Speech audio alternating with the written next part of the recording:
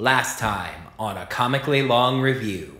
Let's open up the Boom Studios Mighty Morphin Power Rangers 25th Anniversary Special. There was really nothing engaging or dangerous or entertaining about it. It was just a Monster of the Week type filler episode. Pet Project gets a 2 out of 5.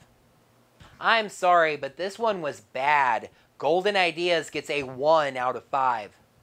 So all in all, this story was kind of like a tasty key lime meringue. Really good and enjoyable, but a little too airy and fluffy and just not enough substance to it. The Sweetest of Dreams gets a 3 out of 5. And now, the conclusion. I guess that we couldn't celebrate all 25 years of this amazing franchise without getting something from the current season, could we? Could we? I'm genuinely asking because I'd love to forget that this season exists. Alright, fine. Let's take a look at Sealed, a Super Ninja Steel story. Unlike the Super Ninja Steel story in the 2018 annual, this one is not written by Becca Barnes and Alwyn Dale, as Matt Groom and Michael Busuttil wrote this one. And yes, it is a Super Ninja Steel story, as at a meeting of the Rangers being held at night for some reason, Brody says that Matamodius has been running Galaxy Warriors for months now. Basically, he's having a "We should do something! Should we do something?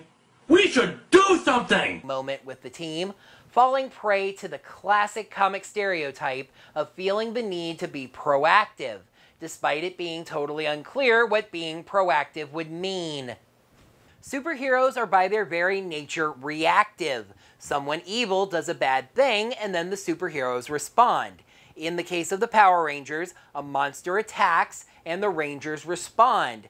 Being proactive is a violation of the sense of good versus evil because you can't punish someone for something they haven't done yet. However, none of this matters because it's Super Ninja Steel. Sorry, force of habit. None of this matters because Mick walks in the door with Alpha 5. Random as this is, it leads to my favorite bit of dialogue in this entire special. See, when Becca Barnes and Alwyn Dale were writing the Super Ninja Steel bit in the 2018 annual, they were clearly trying to make their Rangers look as good as they possibly could. When others are writing them, they can just write them the way they come across on the show. Zordon of Eltar's celebrated technician, loyal assistant to the Mighty Morphin Power Rangers? Oh, the dinosaur ones? I love dinosaurs. So, do you know each other? I love it!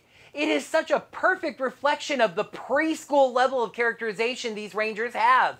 It's like if Mick referenced the Teenage Mutant Ninja Turtles and Preston went, "I like turtles." And then we follow that up with Haley asking if they know each other when Mick knows exactly who he is already and has his arm around him.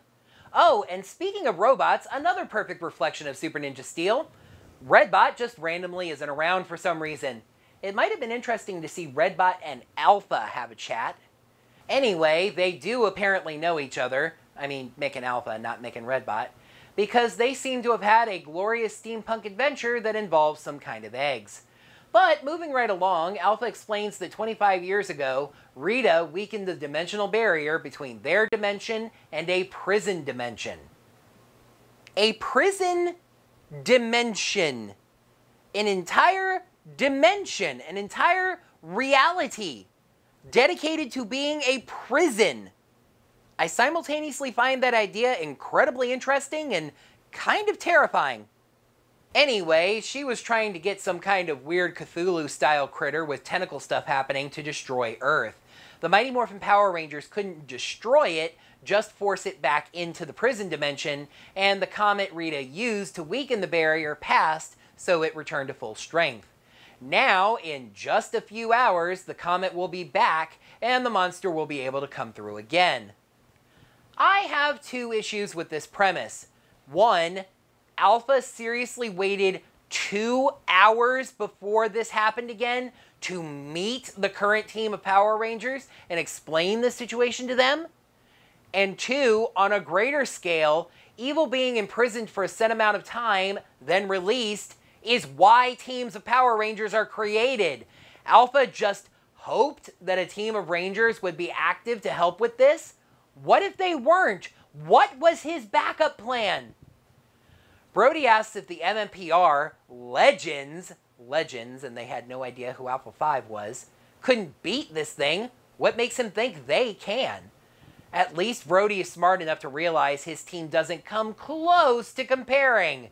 And actually, not even Alpha has an answer for this, as we just cut straight to the time travel shenanigans. Watching the Mighty Morphin Power Rangers fight the creature 25 years ago, as the Ninja Steel Rangers fight it right now. Preston creates his fire-breathing dragon, and the creature reacts in pain. Not a fan of dragon fire. It's a small little note. Why would I mention that? Anyway, the Mighty Morphin Power Rangers form the Power Blaster, while Preston keeps pushing the creature back with dragon fire. Jason and Brody both realize that they can't just push it back into the prison dimension and wipe their hands. They have to destroy this thing. They head into the portal and see this thing, and boy was the artist channeling Lovecraft here. A giant floating eyeball with tons of tentacles reaching into different dimensions and points in time. For dry, red eyes, clear eyes is awesome. Alpha patches Brody into their communications. Did you say Alpha? Who are you? You're Jason, right? Epic! Quiet, you. Alpha wonders why Jason never told him about meeting Brody.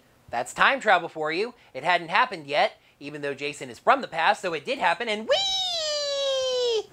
Alright, let's get started before my headache gets any worse. Brody then makes an unusually intelligent realization. He can't risk Jason being killed and changing the timeline. He uses his element water attack to shove Jason back through the portal. Alpha and Mick tell Brody that he can't sacrifice himself either, for some reason. Neither of them know that Brody has a future, right?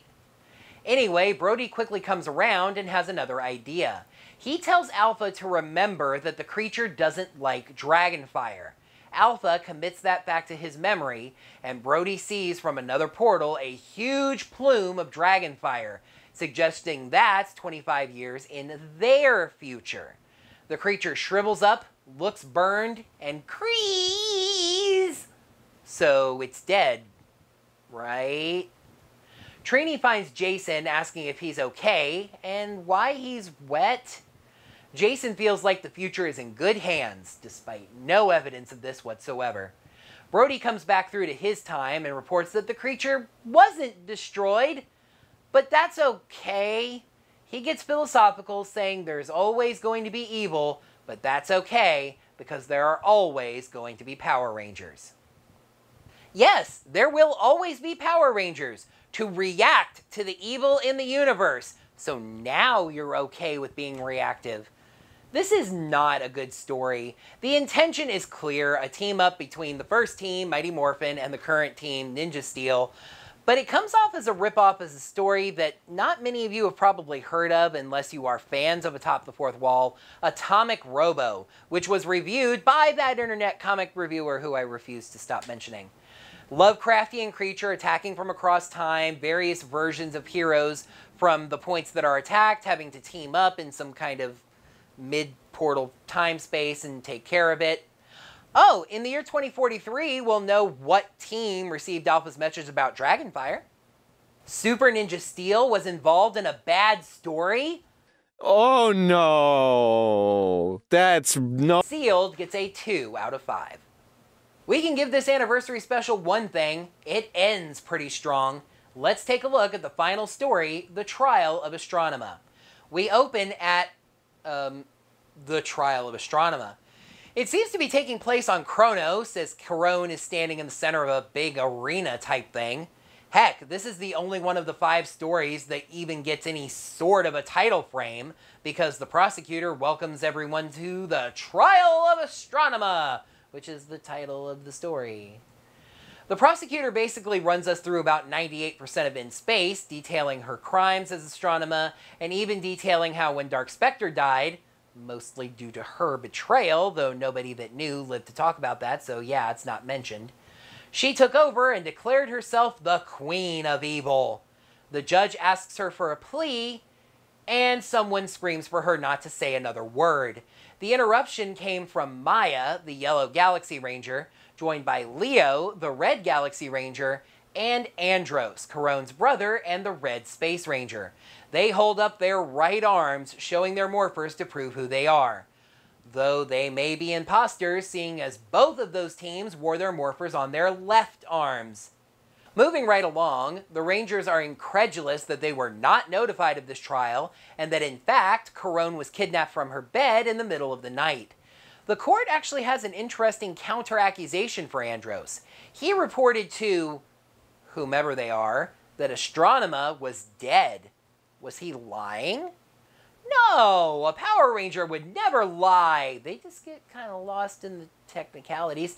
As Andros basically says, Astronema did die. This is Caron, not Astronema. Kind of like saying that someone who got a sex change isn't responsible for the crimes they committed before that. Or that someone with multiple personalities isn't responsible for crimes another personality committed. Though that one at least holds some mental health issues that are involved, pleas of insanity. Be ready to claim insanity, Andros. Leo asks if they can stay and speak as Caron's defense attorneys, and this is actually a nice little reference to real life.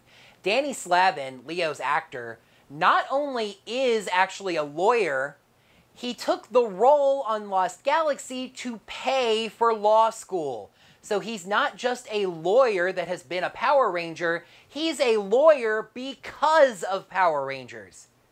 3 witnesses testified for the prosecution, with the Rangers acting as their own witnesses for the defense.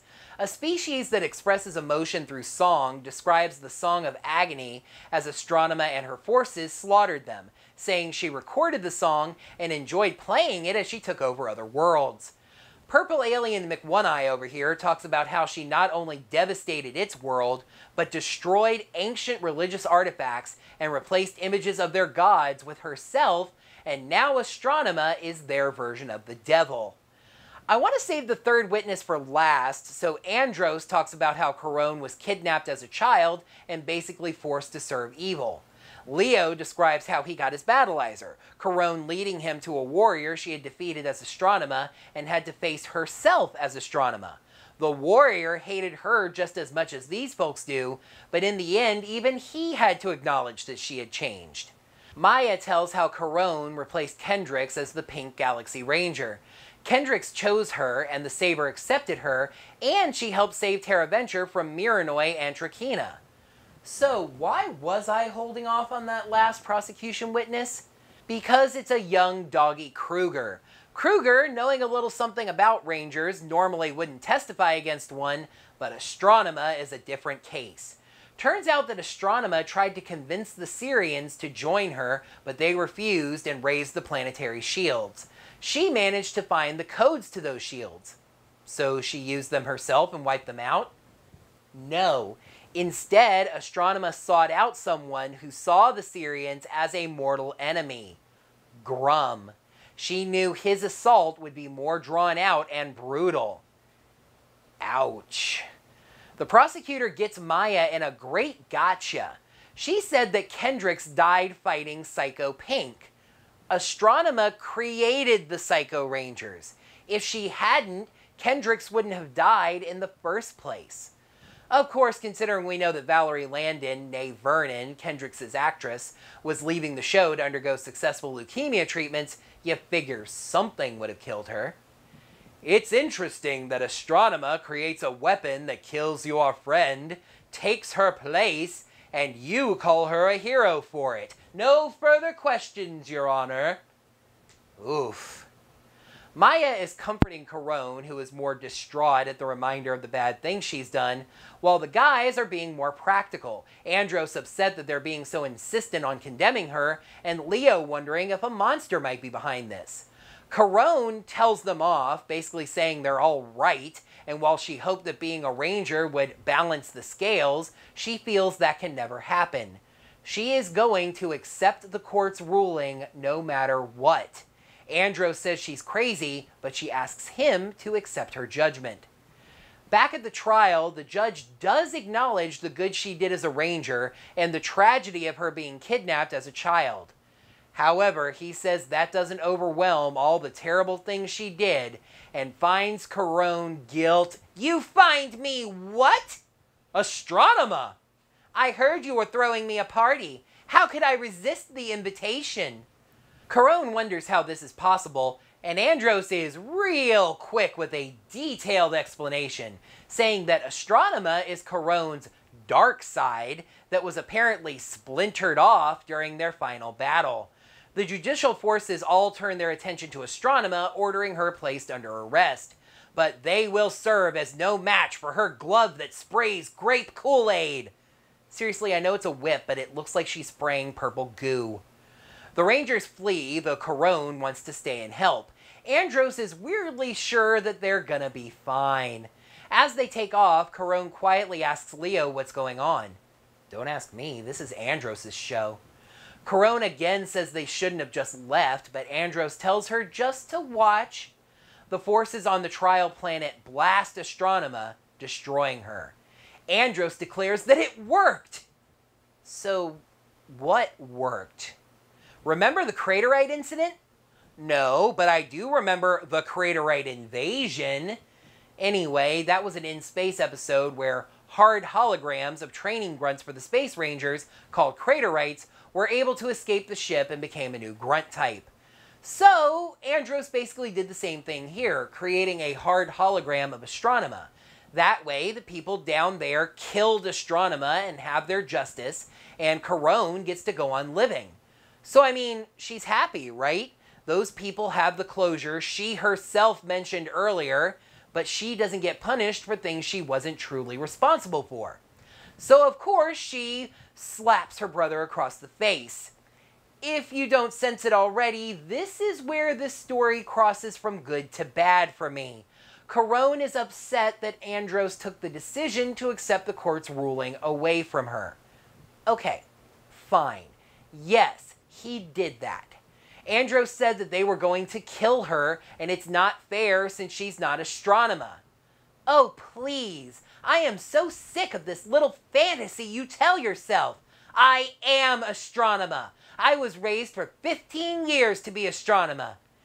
In case like me, you thought that was a little young for Astronema to have been. Remember, she was like 4 or 5 years old when she was kidnapped. Every day on Miranoi, I have to actively tell myself to be kinder, gentler, and more patient than my instincts tell me to be. No, no, no, no, no, no, no, no! No. Okay, there's some truth there. I could see her upbringing having an influence on her, and she did some very evil things before the mind control. But really, Astronema was not raised to be evil. She was raised to be the queen of her empire and taught that her enemy, the people that killed her parents, were the Power Rangers. But my main issue here is that this comes from nowhere because we didn't get these feelings at all during Lost Galaxy. Corone is sweet, caring, basically everything that Astronema was not. It really seemed like Andros' magic tears not just broke the mind control, but purified her from whatever evil was in her upbringing. Add in the Z-Wave, and yeah, I don't buy that Corone walks around Miranoi telling herself not to kill people. She even compares her brother to Dark Spectre, saying that he also took away her free will and manipulated her. So you will acknowledge that you weren't under your own free will, but still feel the need to be killed for what you did. The two of them come to a standoff, with Corone seemingly having really thin arms and a waist as wide as her head is. She realizes the problem. She's never had a chance to be herself. Her entire identity has revolved around Andros or Dark Spectre. She needs to find some way to atone for what she's done, which, considering her attitude during the trial, would likely involve flying a shuttle into a nearby sun or something. She asks Maya to take her back to Miranoi to get her things, so she can take a journey of discovery or something. Andros, you're my brother and I love you, but you need to give me some space, or you'll find out just how much of Astronema is still inside me. No, no, no, no, no, no, no, no, no, no! Nope, sorry. Wrong. this was my biggest issue with this story right here. Corone was a Power Ranger, mystically chosen to be a warrior for good. Having some lingering evil thoughts, sure, I'll grant you that. Threatening to use the power of an evil villain against the brother she says she loves and who spent, let's say, 10 years searching for her, who saved her from the forces of evil? No! My favorite part of this is that as Maya comforts Corone, Leo comforts Andros. He gets his side. He understands where Andros is coming from. And while neither side may be right here, this sucks for Andros too. In the last panel, I thought Maya had put on jean shorts and was sticking her butt in the air, but it just turns out that Corone's hand and armlet were in a weird spot. Are you okay? Not yet, but I will be. Yeah, I mean, in a few more years, I'm going to have to reclaim this morpher from Kendrick's and go fight the leftovers of the Armada, and I'm going to say, I love being a Power Ranger, so I guess I'll be fine. It's kind of funny that for the best story in this special, this had the one thing that upset me the most. This special had two stories that I thought were bad, but nothing about them outrightly offended me. This one did. Corone was out of character and her pathos made no sense. As a matter of fact, if you heroes will indulge me for a moment, I actually came up with a better ending to this story. So Andros deploys the hard hologram of Astronema and it starts attacking. Corone is really confused, but she very quickly puts the pieces together, especially after she just manages to spot a controller in Andros' hand. She walks over to him and tells him to stop this, shutting the hologram off herself. She tenderly touches his face and says that she knows that he loves her and spent so much time searching for her and sacrificed so much to find her and save her. But these people have also endured pain and suffering at her hands. She can't wash that off no matter how hard she tries. She can't sleep at night knowing these people seek a justice that they can never have. That's why she has to give herself up to their ruling. She turns to the judge and says she's ready, and the judge starts to announce that she's guilty when that little green guy starts singing. The entire courtroom is moved by the song, with the judge only after a few moments able to ask what the song actually means. The alien explains that this song is an expression of love, true, pure love. He was inspired to it, brought to it, after seeing the familial love between Andros and Corone, the friendship-based love between Corone and Maya, and even the love that Astronema has for the people that she hurt as Astronema. Any being with the slightest bit of evil in their heart could not inspire this kind of song, and the little guy drops the charges. The others, even Kruger, come around and drop their charges too, and Corone is found not guilty.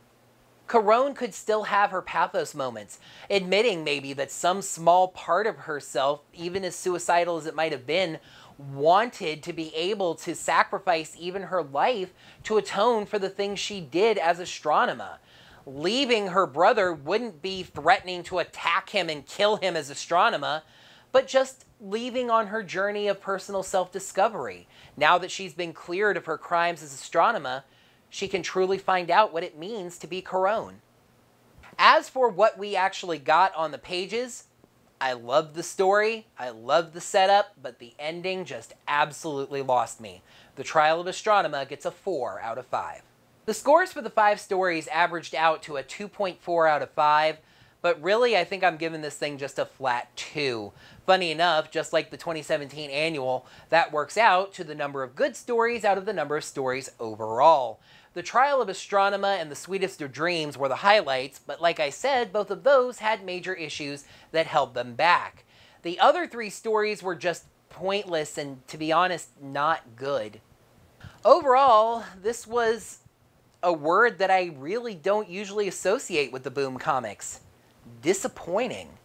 But I think I've actually put my finger on why it doesn't feel up to the normal standard. Like I said, the Shattered Grid storyline was already serving as a wonderful celebration of the show's 25th anniversary, and they had just put out an annual with 5 more stories that were connected to that.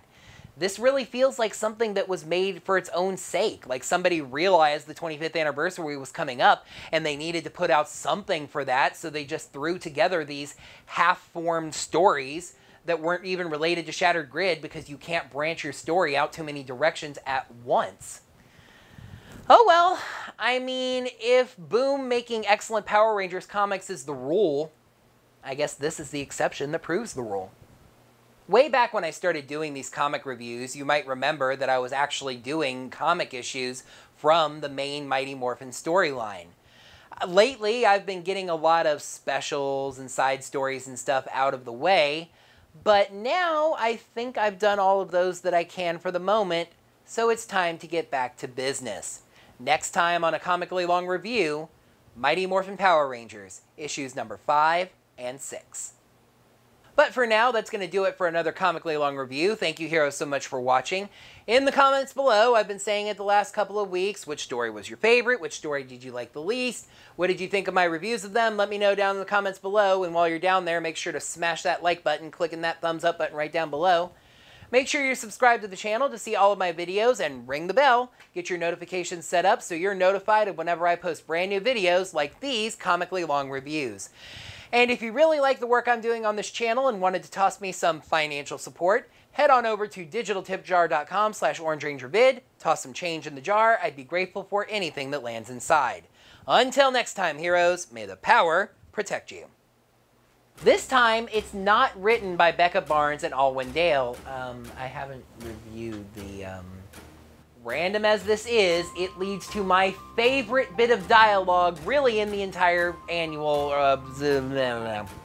Zordon of Eltar's celebrated assistant, loyal assistant to the... Zordon of Eltar's celebrated technician, loyal assistant to the Mighty Morphin Power Rangers. Oh, the dinosaur... I need to know who's talking. Zordon of Eltar's celebrated assistant, loyal to... Rita weakened the dimensional... Rita weakened the dimensional barrier with a